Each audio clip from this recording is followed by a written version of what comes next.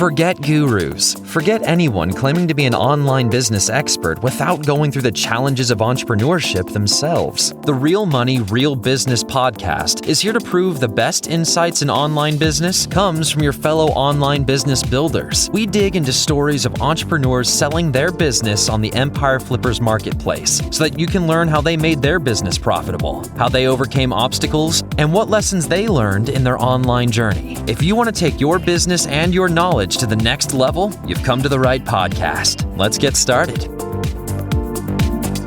Hello everyone, Craig here with another great business to discuss in this episode of the Real Money, Real Business podcast. Today's guest is Amika and he's selling his Amazon KDP business on the Empire Flippers marketplace. So welcome to the show, Amika. How are you doing today? I'm doing good. How are you? I'm doing great, thank you for asking. And I'm looking forward to talking more about your business. Before we dive in, let's go over a brief summary of the business. It's an Amazon KDP business in the technology niche created in August 2016. The average monthly revenue for the business is $6,593, and it makes an average of $5,774 net profit each month. For everyone listening, you can visit empireflippers.com/marketplace and search for listing 50517 to learn more about the business, or you can unlock this listing to start your due diligence if you're interested in purchasing this asset. So now that I've given a general overview of the business, let's have a look at what's included in the sale. We have the Amazon Kindle publishing account with 150 Kindle audio and paperback books and an email list with 2,900 subscribers. Okay, Amika, now let's hear from you. Can you tell us a little about your background in building and running online businesses? Yeah, I started in 2016 as a brand new person to the online world and found the KDP publishing model and just started publishing my first couple books and learned what I was doing well, what I was doing wrong, and published in a few different niches and then stuck to one or two niches that really started taking off for me and hired somebody to help run that part of the business for me. And it's been pretty much almost 24 months. It's been extremely passive, working on it maybe once a week for less than an hour. And it hasn't required a lot of extra time on my part at all to maintain the income. Okay, and is it just one employee for the business? Yeah, he's my assistant for my other businesses, and he would just send me a weekly report, really, and that was about it. Okay, and was there any sort of day-to-day maintenance tasks he would do on the business to keep it going? No, based on the weekly report, if we noticed something that was maybe one of the ads wasn't as profitable as we like, we'd jump in there and adjust some keywords. But other than that, there's really no day-to-day maintenance required with it. Of course, by doing more day-to-day and being more hands-on, you're going to increase the income of it. We just weren't looking to do that at this point. Okay, and what attracted you to the Amazon KDP business model in particular? I just wanted something that was going to be simple to set up. It was going to create a passive income for me that I didn't have to keep worrying about and keep looking after and keep just dealing with on a regular basis like some of the other business models, and something that was just going to give me and the family freedom to travel and do the things that we wanted to do without worrying about who's running the business. Absolutely. And when you first started the business, were there any growth strategies that you implemented? Did you do any terms of marketing or anything like that? I would run the Amazon ads, which is on Amazon's KDP platform. I never ran any other ads. I just didn't see the need to do it.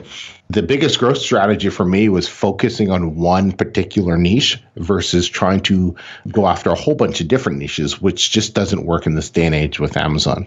Absolutely. Yeah, that makes a lot of sense. And it seems like you've developed quite a presence in the brand niche with 150 Kindle audio and paperback books as well. The 150 is spread over a few different niches. I believe that's the entire catalog that we have, and we've published in other niches as well. But the main profit-generating books, they're coming from technology sector.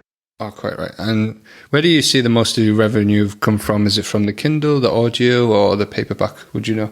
For the longest time, it was paperback. We do have some healthy audiobooks right now. I'd say it's paperback and audio. Kindle is just for nonfiction, and for this niche, it's not a big earner. Paperback is where the money is, and audiobooks as well. Okay. So how come you're selling the business at this point? We're just shifting gears, and I'm just focusing on my other businesses. Okay. And is there anything you learned from this business that you will apply to your other businesses? really just focus on the thing you want to grow and only focus on that, and it'll grow. But if you try to split your time or split your attention up between different things, you're just not going to end up getting the same type of results. Okay, and other than experimenting with different niches and things like that, was anything you tried with this business once it got off the ground that didn't work out for you? Yeah, I got into some niches that I didn't really do proper customer research. So I don't write these books. I outsourced the writing to ghostwriters, to professional writers. And I never really was doing the proper customer research in the beginning. But once I understood, the better you do your customer research, the better your book's going to be, the better it's going to be received from the marketplace, the higher it's going to earn. That really was a big changer for me. Okay, good stuff. And majority of traffic comes from PPC, I guess. So if you were to keep the business, what are some ways that you would try to grow it? I would definitely double down on the niche that we're currently in. There's just so much more potential in it still. I never really ended up promoting anything on the back end in terms of funneling those customers into somebody else's offer as, InfoCourse or whatever the case is related to that niche. And I know that's worked well for other people. I just never really got into it. Okay, fair enough. So the site requires minimal maintenance from yourself, but what skills or requirements do you think there are from someone who is not familiar with this niche or business model? Honestly, nothing. It's such a simple business model. If they can turn the computer on and listen to this podcast, they can create a profitable Amazon KDP business. It's really, really simple. The only thing they need to understand is the better they research and understand the customer that they want to create the books for, the more profits they're going to earn from those books. That makes a lot of sense. For the physical books, they're print on demand through KDP or Ingram Spark as well, you mentioned? Yeah, you don't just need to sell them just on Amazon. I use Ingram Spark, Google Playbooks. There's a lot of different places that you're able to sell the books just to diversify your income, but it also allows some of these other markets Amazon doesn't go to. So it allows you to get your books in front of other people who might not be on Amazon, for example, in other parts of the world. Absolutely, yeah, that makes a lot of sense. We're always preaching about diversity in Empire Flippers, so that sounds like a solid strategy. So what do you think are the biggest risks with this business that a buyer should be aware of?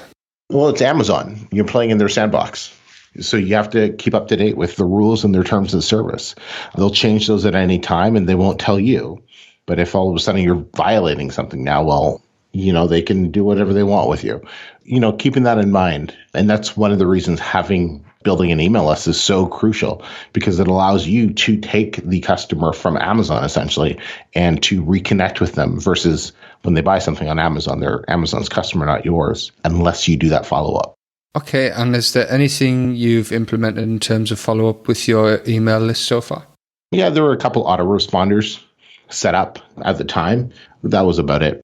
Okay, so what advice would you give to our listeners that you wish you knew when you first started this business? Focus on the one customer, solving that one problem, and just keep going deep within that niche, so to speak.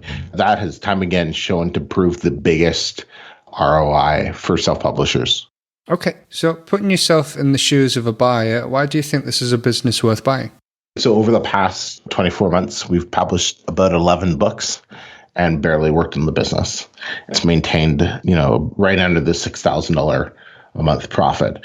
That's not working on it. And somebody who wants to invest a few more hours than an hour a week is going to drastically increase their profits. So it's just a no-brainer. I'm just walking away from it because I'm focusing on other things.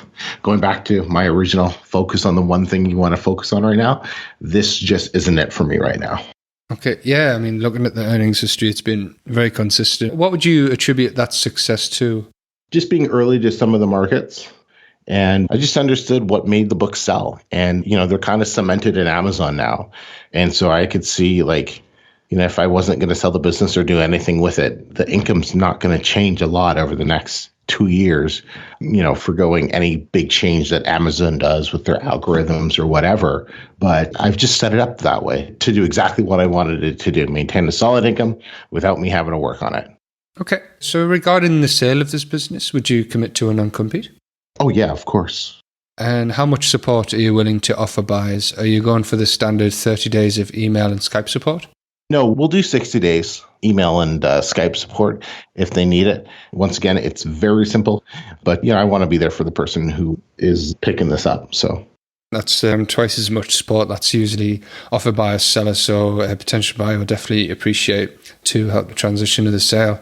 And are you open to negotiating something like an earnout? No, I'm not. I'm pretty set on the price. Okay. Anything else you'd like to share that I might have missed? No, everything else is good. Excellent. Well, thank you very much for your time, Amika. It's been great talking to you. Thanks. All right, everyone. Thanks for listening. To learn more and see if this listing has already been sold, head over to empireflippers.com/marketplace and search for listing 50517. If you're watching this on YouTube, click the link in the description to go straight to the listing. Once you've unlocked this listing, you'll be given everything you need to know about this business. So until next time, enjoy your digital journey.